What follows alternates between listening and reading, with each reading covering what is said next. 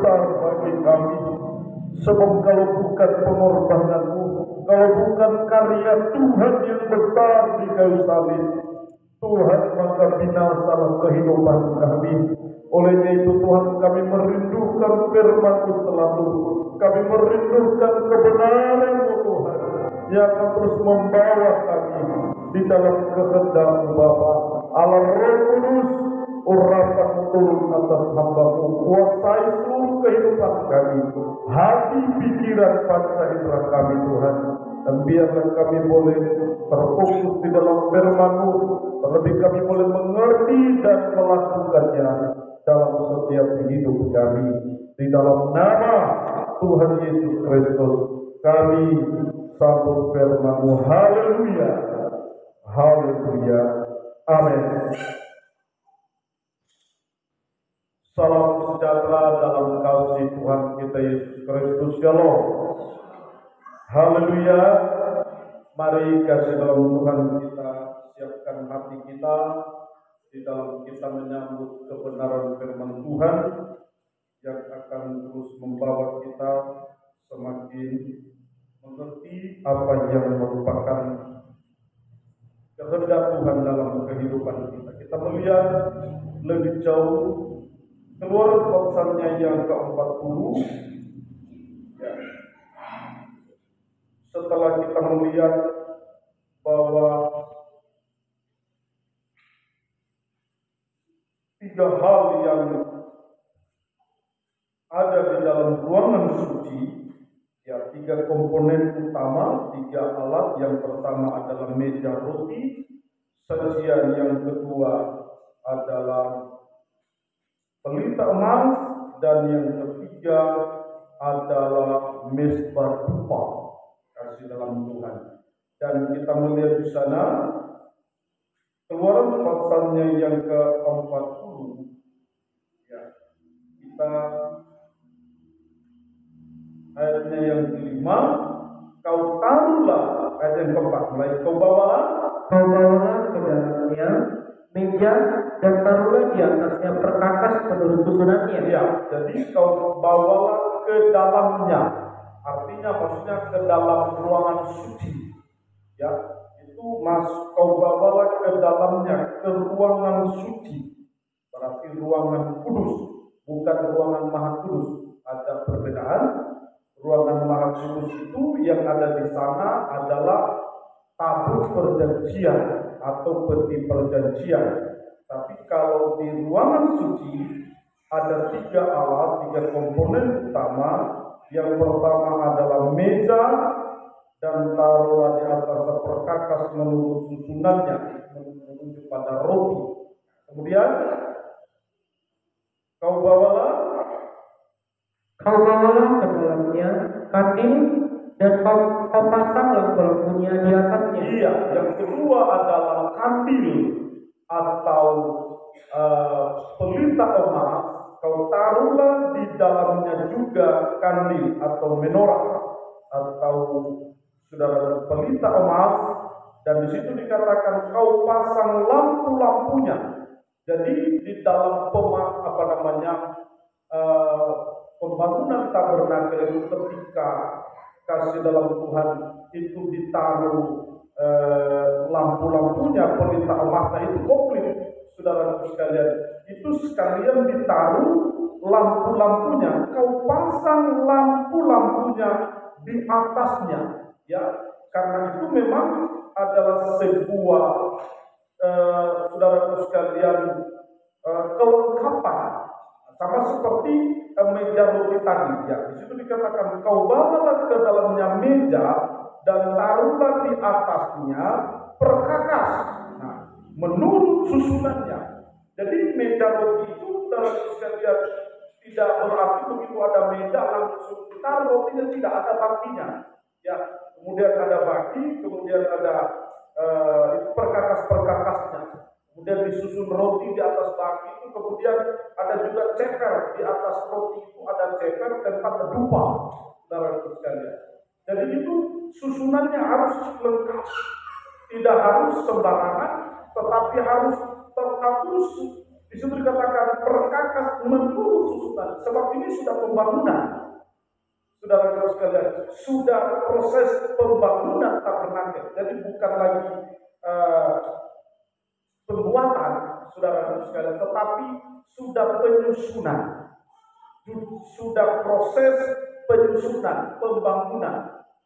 Saudara sekalian, dan nanti kita akan melihat bahwa ini juga merupakan susunan daripada kerohanian kehidupan kita. Ya, susunan kerohanian kita harus komplit, saudara sekalian. Jadi tidak hanya cukup katakan aku percaya, sudah cukup. Tidak, saudara sekalian. Percaya itu dalam tabernakel itu baru saudara halaman, yang itu baru daerah pintu gerbang. Itu namanya percaya. Jadi kalau ada orang mengatakan percaya saja cukup, enggak, harus ada susunannya. Ada apa? Saudara, susunannya yang komplit mulai dari pintu gerbang sampai puncaknya nanti di tabut perjanjian Tuhan Kudus. Nah, kita melihat di sini bahwa alat-alat ini disusun sesuai dengan komponen-komponennya, alat-alatnya, perkakas-perkakasnya. Nah, sekarang pelita emas, kau pasanglah lampu-lampunya di atasnya. Jadi pelita, saudara sekalian, pelita emas itu harus komplit. Ya, harus komplit. 4 komponen utama yang ada di dalam pelita emas. Yang pertama pelitanya. Pelita bentuknya, saudara sekalian. Nah, kemudian harus ada lampunya. Saudara sekalian, ada lampu di atasnya. Kemudian lampunya itu harus diisi minyak. Ya, kemudian sudah diisi minyak harus dibakar. Jadi, saudara sekalian, ini penampilan komplit.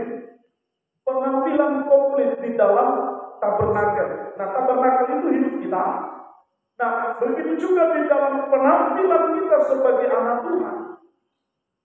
Saudara sekalian, harus komplit. Pelita itu menuju firman. Ya, pelita itu menuju firman. Di dalam Mazmur 119 ayat 105 katakan bahwa firman-Mu pelita bagi kakiku. Tetapi itu baru pelitanya. Saudara sekalian, perlu ada minyaknya dan harus dibakar. Tidak cukup, saudara sekalian. Kehidupan kita ini punya firman, tahu firman. Kehidupan kita harus bersinar. Amin. Kehidupan kita harus berdampak. Karena berbicara tentang lampu tadi saya katakan, saudara sekalian, penampilan contoh seperti ini, pelita emas. Ya, udah tahu pelita emas ini, udah bagus ini. Tetapi pelita emas di sini baru pelitanya, belum menyala. Amin. Belum menyala, baru pelitanya. Nah, saudara, kalau seperti semacam sana, pelita emas yang di sana, itu komplit dalam sekalian penampilannya. Dalam saudara pelitanya sudah menyala. Nah, begitu juga di dalam penyusunan tabernakel, alat-alat tabernakel ini sudah harus komplit. Minyaknya, sumbunya di situ, lampunya, dan harus dibakar. Nah, supaya menyala, saudara. Dan ini juga menuju pada penampilan kita sebagai anak Tuhan, sebagai gereja Tuhan yang sementara. Saya katakan demikian, kehidupan kita yang sementara dibentuk. Saudara sekalian, sementara dibentuk oleh Tuhan menjadi baik sucinya. Kita sementara dibentuk oleh Tuhan lewat kebenaran firman Tuhan, supaya hidup kita bisa bersinar, supaya kehidupan kita bisa berdampak, saudara sekalian, bagi sesama. Nah, tentu kehidupan kita harus dalam hal ini memberi diri. Artinya harus ada penyerahan hidup sepenuhnya kepada Tuhan. Sebab kalau kita tidak menyerahkan hidup kepada Tuhan, kapan itu terbentuk kita? Dan lewat kebenaran kuasa firman itulah yang membentuk kita, saudara sekalian. Bahkan pembentukan pelita emas itu bukan dicor, bukan dibuat mal dulu baru dicor, tidak, itu ditembak. Saudara, itu ditembak, dipukul. Dan tentu juga proses dalam pembentukan kita lewat kebenaran firman. Yeremia katakan bahwa firman itu bagaikan palu godam, saudara sekalian, yang menghancurkan segala kekerasan batu, kekerasan hati manusia. Supaya apa? Dibentuk, saudara sekalian, dibentuk menjadi bait sucinya, tabernakelnya Tuhan. Saudara sekalian, jadi berbicara tentang tabernakel, jangan kita hanya terfokus kepada fisik, tidak. Tabernakel itu hidup kita. Tabernakel itu adalah pribadi kita, manusia kita, yang dibentuk oleh Tuhan. Coba Efesus pasalnya yang ke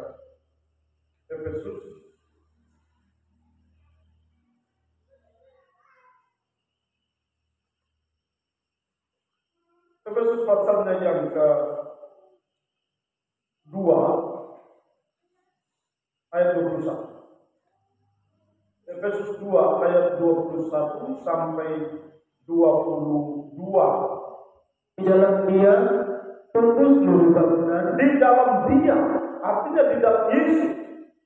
Saya katakan tadi bahwa proses pembangunan itu adalah hasil karya Tuhan. Amin. Pembangunan itu adalah hasil karya Allah di dalam hidup manusia. Bukan hasil karya manusia, tetapi hasil karya Tuhan. Makanya disuruh dikatakan di dalam Dia, artinya bahwa di luar Tuhan manusia tidak bisa dibentuk. Di luar firman manusia tidak bisa dibentuk menjadi bait suci Tuhan. Dia mau hebat bagaimanapun juga, mau dia mau pintar bagaimanapun juga, tidak akan bisa terbentuk menjadi bait suci Tuhan kalau tanpa campur tangan Tuhan, peranan Tuhan yang penting. Makanya Paulus katakan di situ, di dalam Dia tumbuh seluruh bangunan. Nah, saudara dikasih oleh Tuhan, Paulus mengatakan di dalam Korintus bahwa kami ini kawan sekerja Allah. Amin. Paulus katakan kami ini kawan sekerja Allah. Kami ini adalah saudara tukarnya Tuhan, kira-kira begitu. Ya, artinya bahwa Paulus katakan begini, aku seorang ahli bangunan yang cakap, saudara sekalian. Itu Paulus katakan dalam 1 Korintus 3. Aku adalah seorang bangunan, seorang ahli bangunan, saudara yang cakap. Nah, tapi coba kita lihat, kita kombinasikan itu ayat supaya kita bisa paham baik. Ya.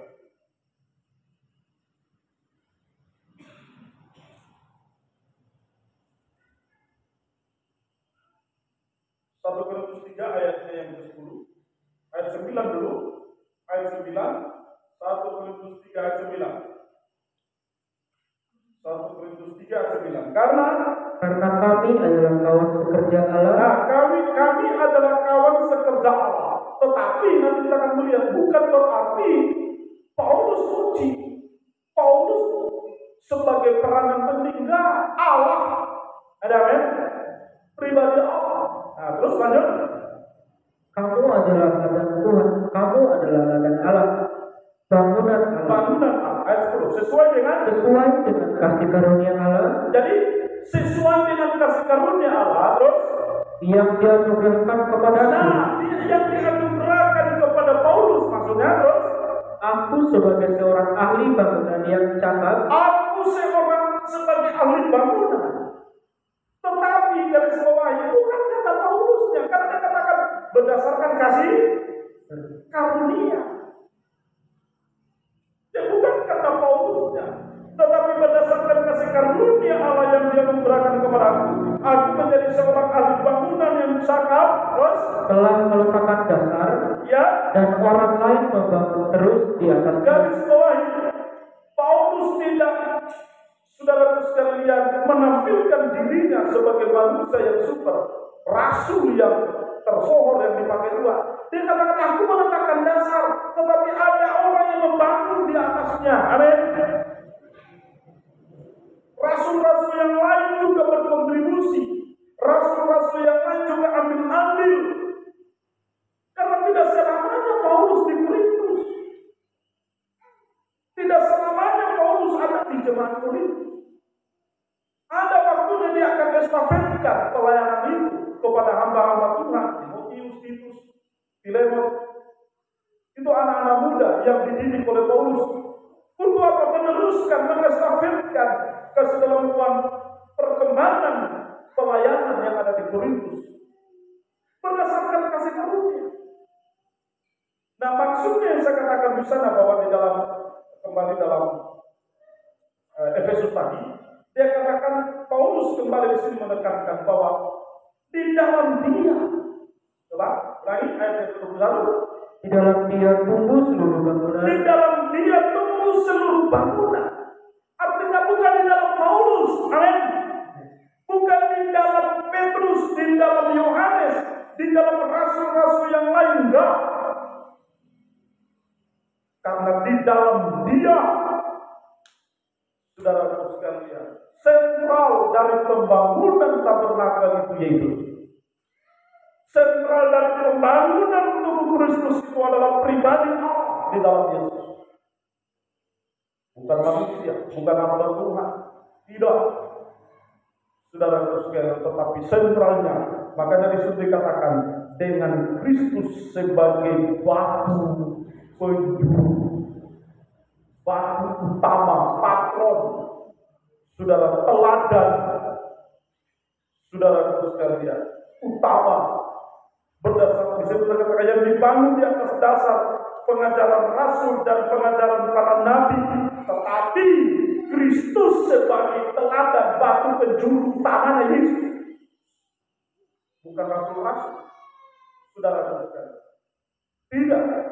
Tetapi batu dalam Kristen yang dibangun lewat pengajaran para rasul, pengajaran para nabi, saudara sekalian, ya kita dibangun. Tetapi satu hal patokannya adalah Yesus sebagai batu penjuru. Sentral utamanya adalah Yesus. Karena Yesus itu teladan sempurna. Nabi masih punya kekurangan. Ada amin? Rasul masih punya kekurangan. Hamba-hamba Tuhan masih punya kekurangan. Saudara, semua hamba-hamba Tuhan, nabi-nabinya, rasul-rasulnya punya kekurangan. Tetapi satu manusia yang tidak punya kekurangan, itulah manusia sempurna Yesus. Makanya dia sebagai batu penjuru utama, sebagai blueprintnya, patokannya, saudara, sebagai kunci utama. Makanya di situ ayat dia Paulus tekankan di sana, di dalam dia tumbuh seluruh bangunan. Di dalam Yesus maksudnya, bukan di dalam yang lain. Nah, kemudian apa? Rapi tersusun. Rapi tersusun. Katakan tadi, semua komponen-komponen alat yang ada di tabernakel itu disusun, bukan diacak-acak, bukan amburadul begitu, asal-asalan, tidak. Sesuai dengan perintah Tuhan, disusun begitu rupa, disusun rapi ke dalam ruang. Di dalam dia tumbuh seluruh bangunan rapi tersusun. Saudara sekalian, nah kemudian menjadi apa? Menjadi bait Allah yang kudus. Nah, rapi tersusun menjadi bait Allah yang kudus di dalam Tuhan. Di dalam Tuhan. Jadi kembali ke dalam Tuhan, Paulus memberi sebuah penekanan bahwa yang bisa membentuk manusia hanya Tuhan. Yang bisa mentobatkan manusia hanya Tuhan. Yang bisa merubah karakter manusia hanya Tuhan. Yang bisa memperbaiki karakter manusia hanya Tuhan, tidak ada yang lain. Artinya satu-satunya yang bisa mengubah kita hanya pribadi Allah, pribadi Tuhan. Jadi kalau kehidupan kita rindu diubahkan, tapi jauh dari Tuhan, tak bisa. Saudara-saudara, itu hanya sebatas kerinduan. Kalau kita mau rindu keubahan hidup, bawa hidupmu kepada Tuhan. Untuk serahkan hidupmu, totalitasmu kepada Tuhan, untuk dibentuk oleh Tuhan.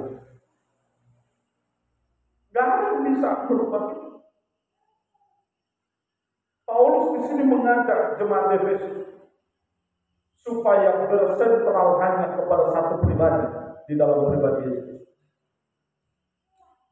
Saudara-saudara, tidak harus bergantung kepada rasul-rasul, tidak harus bergantung kepada hamba-hamba Tuhan yang lain, tetapi mari firman yang bisa mengubah kita, firman yang bisa membaharui kita, bukan kita. Saudara-saudara, manusia kita ini, kami sebagai hamba Tuhan juga, saudara-saudara, ya, tidak bisa merubah manusia. Dengan kata lain, tidak dalam Tuhan, ya, serahkan hidup buat kita. Tuhan yang bisa mengubah kita, Tuhan yang bisa membangun kita. Saudara-saudara, kami hanya sementara lewat pelayanan hamba-hamba Tuhan. Sudah, tapi satu perkara yang mengubahkan manusia itu hanya Allah itu sendiri, hanya Tuhan itu sendiri.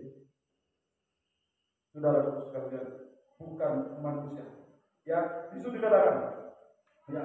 Kemudian nomor 2, di dalam Dia kamu juga turut dibangunkan menjadi tempat kediaman Allah di dalam Roh. Ya, jadi tujuannya jelas juga. Jadi ketika kehidupan kita di dalam Dia, saudara sekalian, dibangun lewat pengajaran para rasul, para nabi, Yesus sebagai patokan utama, teladan utama. Kemudian kita tumbuh di dalam Dia menjadi bangunan rapi tersusun dan menjadi bait Allah yang kudus.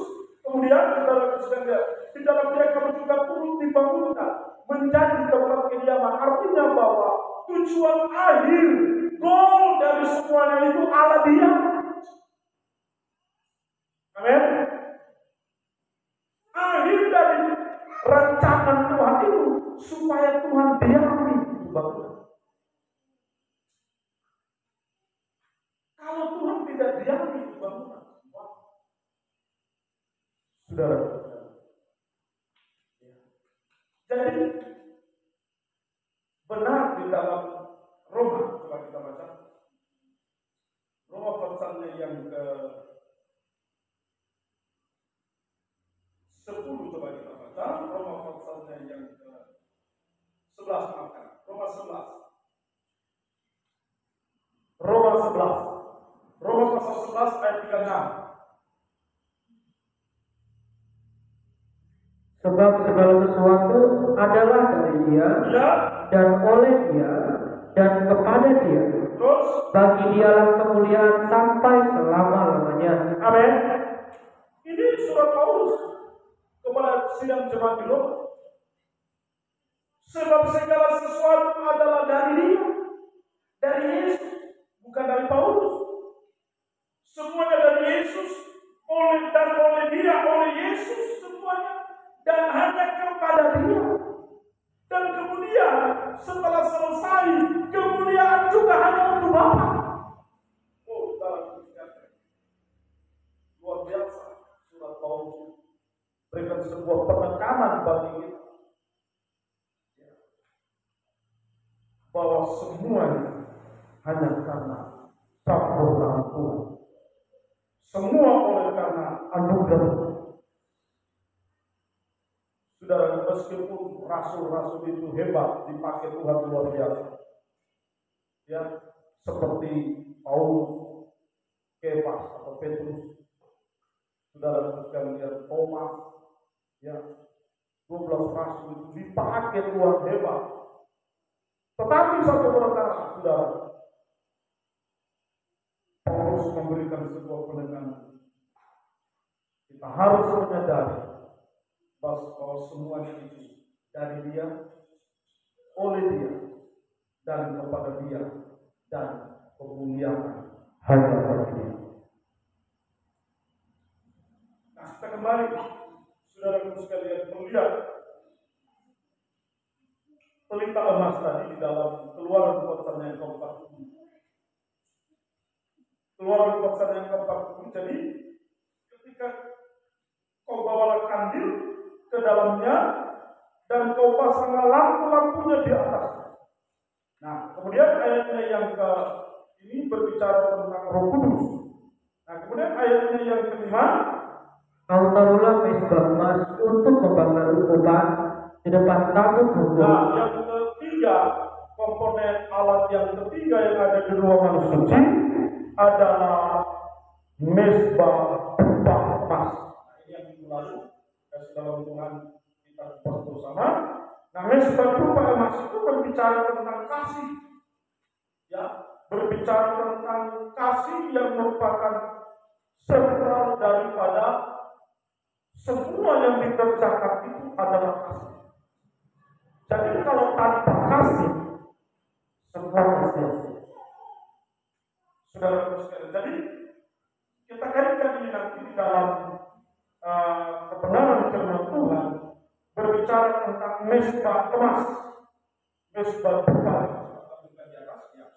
Mezbah dupa emas itu, saudara perhatikan baik, mezbah dupa emas itu yang inti di situ adalah dupa.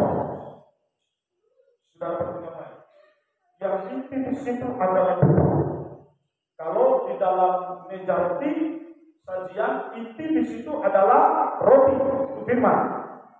Kemudian yang inti di dalam pelita emas itu cahayanya, pelitanya menyala, saudara. Sebab kalau pelita tak menyala, percuma. Nah, kemudian yang sentral di dalam mezbah dupa adalah dupanya. Saudara perhatikan. Sentral yang menjadi sentral di dalam mezbah dupa itu adalah dupanya. Nah, dupa itu berbicara apa? Berbicara tentang penyembahan. Saudara perhatikan baik, kalau di dalam pelita emas tadi, sentralnya adalah nyalanya lampunya yang memberi dampak cahaya. Nah, kemudian mezbah dupa, saudara sekalian, yang merupakan sentralnya adalah dupanya yang menghasilkan bau harum. Saudara perhatikan, ya. Jadi dampak dari mezbah dupa itu adalah menghasilkan aroma yang harum, saudara sekalian, menyenangkan penciuman, menyenangkan saudara sekalian, aroma artinya hati Tuhan lewat dupa yang dibakar itu menghasilkan bau yang harum, yang membuat ruangan suci itu berbau harum karena ada dupa yang dibakar.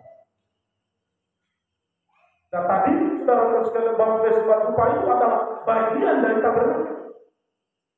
Mezbah dupa itu adalah bagian daripada tabernakel. Kalau tabernakel itu saudara sekalian salah satu komponen yang mezbah dupa, tabernakel itu kita. Tabernakel itu gereja Tuhan. Dengan kata lain bahwa bagian dari gereja Tuhan adalah bau harum. Amin. Bagian dari salah satu bagian dari tabernakel itu mezbah dupa. Berarti bagian dari kehidupan kita adalah penyembahan. Saudara. Jadi sekarang kita lihat hasil dari mezbah dupa itu adalah menghasilkan bau yang harum. Nah, artinya bahwa kalau kita mau menghasilkan bau yang harum, mari bawa hidupmu untuk senantiasa menyembah Tuhan. Berikan hidupmu terus dibakar, berikan dupa. Biarkan hidupmu, bawa hidupmu untuk dibakar oleh api firman, api roh. Kehidupan kita bisa menghasilkan harum, bau yang harum yang menyenangkan hati. Dan berbicara tentang saudara sekalian, mezbah dupa, ya, itu berbicara tentang kasih, ya, berbicara tentang kasih. Artinya begini, ukuran kasih kita kepada Tuhan diukur sejauh mana kita membawa hidup menjadi mezbah Tuhan. Kalau ada orang mengatakan aku mengasihi Tuhan, tapi tidak pernah menyembah Tuhan, saudara sekalian, maka diragukan cinta kasihnya kepada Tuhan. Kembali saya katakan, penyembahan itu berbicara tentang sikap hati. Saudara, sikap hati kita kepada Tuhan itu penyembahan. Di setiap waktu kita harus memiliki sikap menyembah Tuhan. Kemanapun kita pergi, karena tabernakel itu dimanapun tabernakel dibawa dalam perjalanan bangsa Israel, tidak boleh ada satu alat yang tertinggal, tidak boleh ada satu alat yang terbengkalai, tidak boleh ada satu alat yang tidak boleh terbakar. Harus komplit, harus ada, apalagi mesbah harus ada. Karena itu sebagai wujud kasih, wujud daripada penyembahan itu sendiri dalam kehidupan kita itu kan secara kasih dalam Tuhan membawa sikap hati saudara sekalian untuk dibakar oleh Tuhan. Apa itu penyembahan? Penyembahan itu menyenangkan Tuhan. Mesbah, kalau dulu saudara sekalian, arti mesbah itu sebenarnya tempat yang ditinggikan. Artinya, makanya kalau mereka membuat mesbah selalu harus membuat kayu atau batu yang disusun. Saudara sekalian, yang baru dibongkar ditaruh di atas. Mulai dari zaman Abel, dari zaman Kain dan Abel itu Abraham, zamannya hakim-hakim, zamannya raja-raja Israel. Dan kalau mereka melakukan mengadakan penyembahan atau korban kepada Tuhan, selalu di mesbah. Saudara, karena mesbah itu adalah tempat yang ditinggikan, dan definisi penyembahan itu tadi saya katakan sikap hati dan harus memberi. Nah, ini perlu kita garis bawahi. Karena ketika dupa itu dibakar, maka dengan otomatis dupa itu memberi bau harum. Amin. Pasti. Saudara sekalian, selama dupa itu tidak dibakar, selama dupa itu tidak dibakar, maka tidak akan menghasilkan bau harum. Nah, saudara sekalian, ya, dia tidak akan menyebar bau harum. Tetapi ketika dia dibakar, saudara sekalian, aromanya itu dia akan menguasai seluruh ruangan suci. Saudara sekalian, sehingga menghasilkan bau yang harum itu lebih. Nah, gambaran bau yang harum dalam kehidupan kita itu adalah sikap hati kita, penyembahan kita, menyenangkan Tuhan. Saudara sekalian, menyenangkan Tuhan lewat penyembahan kita, sikap hati kita kepada Tuhan. Tadi mesbah itu tempatnya ditinggikan, artinya kita meninggikan Tuhan setiap waktu. Jadi kalau orang tidak pernah menyembah Tuhan, sama dengan orang yang tidak pernah meninggikan Tuhan. Mesbah tempat yang ditinggikan, yang tempat yang tinggi, di situ ada korban. Berarti saudara sekalian,